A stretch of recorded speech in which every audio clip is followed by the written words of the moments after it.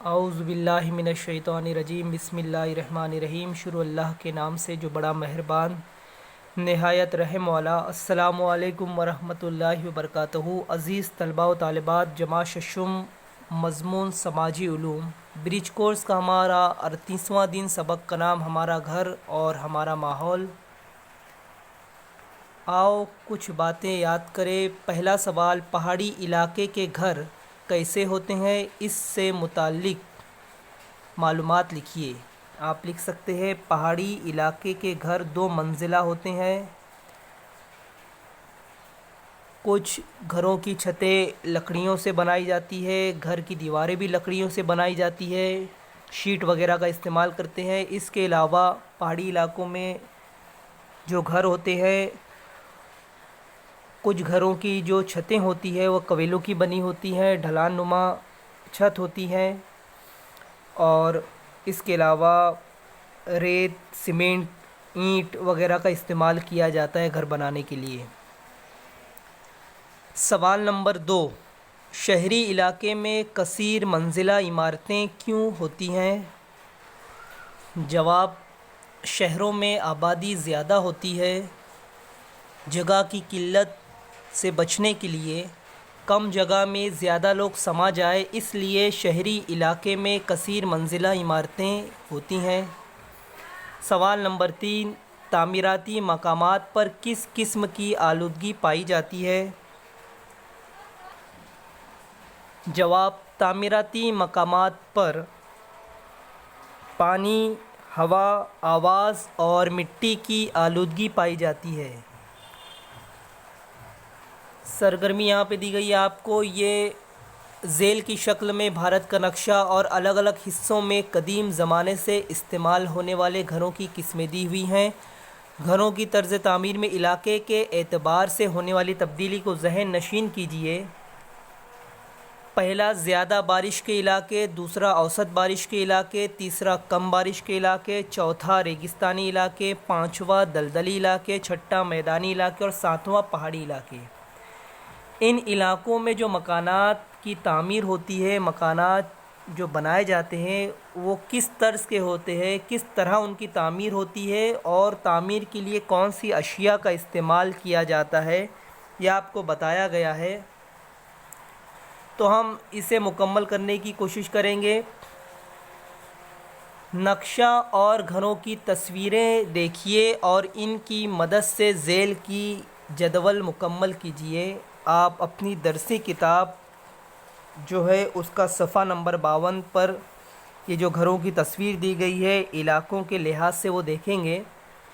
پہلا تو یہاں انہوں نے دیا ہوا ہے میدانی علاقہ، قسم مسطح چھت والے گھر، شکل مستطیل نما، چھت لکڑی مٹی، دیوار کے لیے جو اشیاء استعمال کی گئی ہے پتھر اور مٹی۔ دوسرا، تیسرا، چوتھا اور پانچواں ہمیں کرنا ہے۔ ہم دیکھیں گے دوسرے میں آپ لکھ سکتے ہیں پہاڑی علاقہ، دوسرے آئے گا، دوسرے کالم میں دوسرا نمبر جو لکھا ہوا ہے اس کے سامنے جو علاقے کا کالم ہے اس میں آئے گا پہاڑی علاقہ۔ قسم میں آئے گا ڈھلان نما چھت والے گھر، شکل مربع نما مستطیل نما، چھت کے لیے لکڑی کویلو آئے گا، یہاں پہ لکڑی یا کویلو، شیٹ لکڑی کی شیٹ بھی آ سکتا ہے۔ دیوار میں آئے گا لکڑی، ریت، پتھر، سیمنٹ، اینٹ۔ تیسرا ہم لکھ سکتے ہیں زیادہ بارش کا علاقہ، علاقے کے کالم میں تیسرے نمبر میں زیادہ بارش کا علاقہ، چھت کی جو قسم ہے وہ بھی ڈھلان نما چھت والے گھر،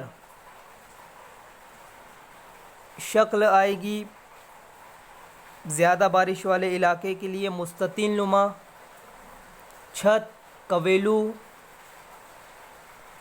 دیوار کے اس میں آپ لکھیں گے ریت، اینٹ، سیمنٹ وغیرہ۔ چوتھے علاقے میں آپ لکھیں گے ریگستانی علاقہ، قسم میں آئے گا مخروطی چھت والے گھر یا مخروط نما چھت والے گھر۔ شکل میں آپ لکھ سکتے ہیں اس کے مربع نما یا مستطیل نما لکھ سکتے ہیں۔ چھت گھاس پھوس لکڑی، دیوار مٹی پتھر ریت۔ پانچواں آپ لکھیں گے اوسط بارش کا علاقہ۔ چھت میں آئے گا، قسم میں آئے گا مسطح چھت والے گھر۔ شکل طرز تعمیر میں آئے گا مستطیل نما۔